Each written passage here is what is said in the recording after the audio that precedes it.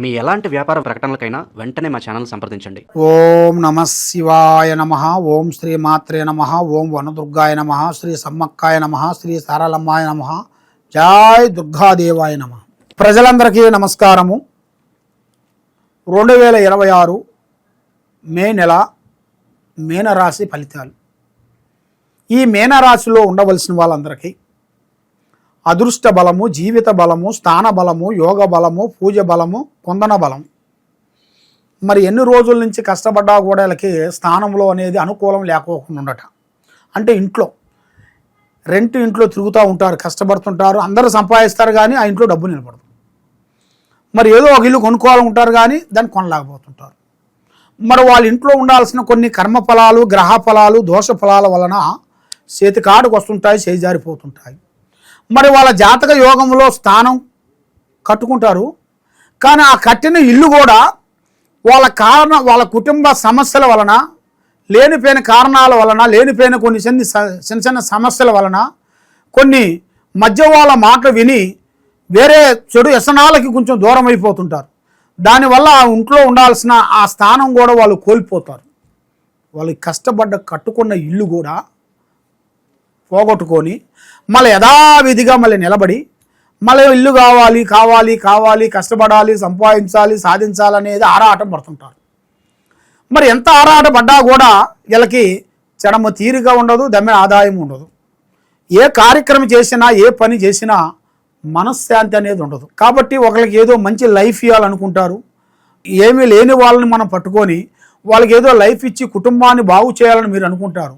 కాబట్టి వాళ్ళ జాతక యోగంలో చూసుకుంటే ఎక్కడ పోయినా కూడా కర్మఫలం అనేది మనిషిని తిప్పుతూనే ఉంటుంది. కర్మఫలం అంటే చాలా పెద్దది. కాబట్టి నువ్వు వాళ్ళకి మంచి చేయాలనుకుంటే వాళ్ళే నీకు చెడు చేస్తారు.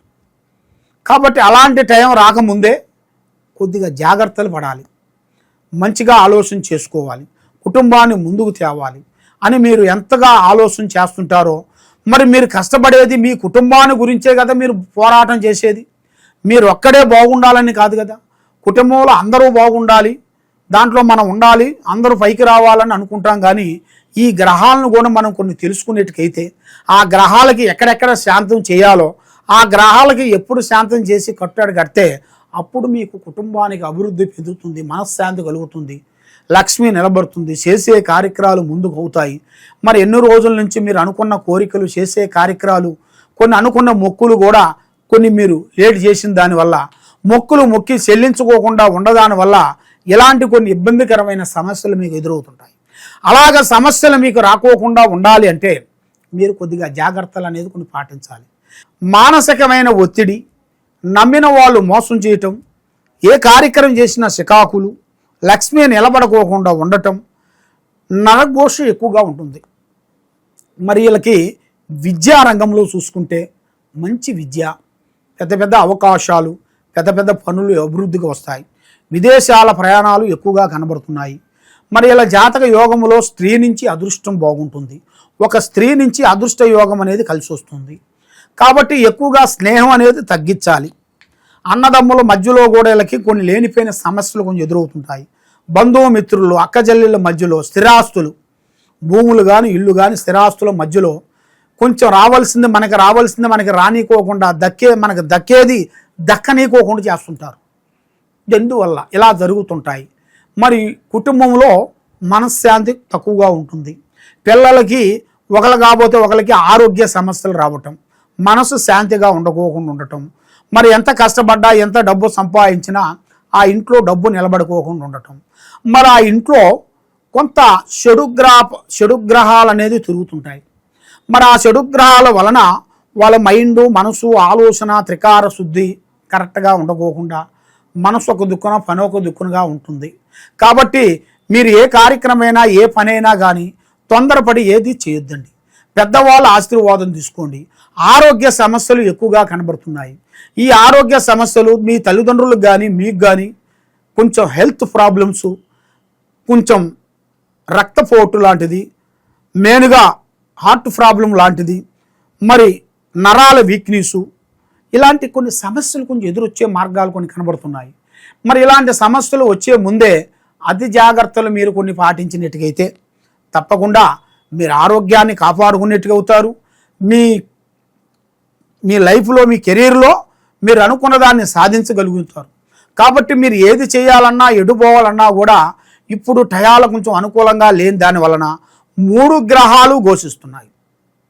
రావు, కేతు, గురుడు ఈ 3 గ్రహాల వలన ముందుకు పోనీకోకుండా, వెనక్కి పోనీకోకుండా మనసుని నిలబెట్టేస్తుంది. ఎంత తెలివి కల్లవాడు కానీ, ఎంత తెలివితేటలైనా కానీ, ఎంత డబ్బుండోడైనా కానీ ఈ 3 గ్రహాల వల్ల మైండ్ డిస్టర్బెంట్ అవుతుంటుంది.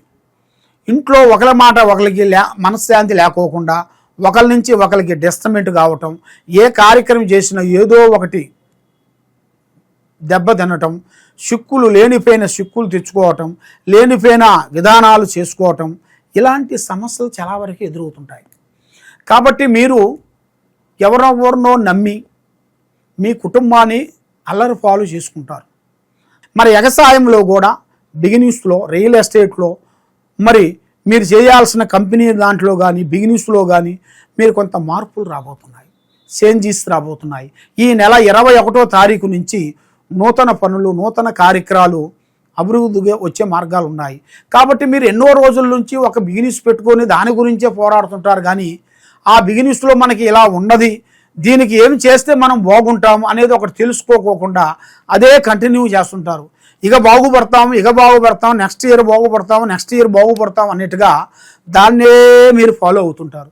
దానివల్ల మీరు పైకి పోకుండా, కిందకి పోకోకుండా, ఎంత సంపాదించినా మీకు చేతిలో నిలబడకోకుండా మానసికమైన ఒత్తిడితో బాధపడుతూ ఉంటారు.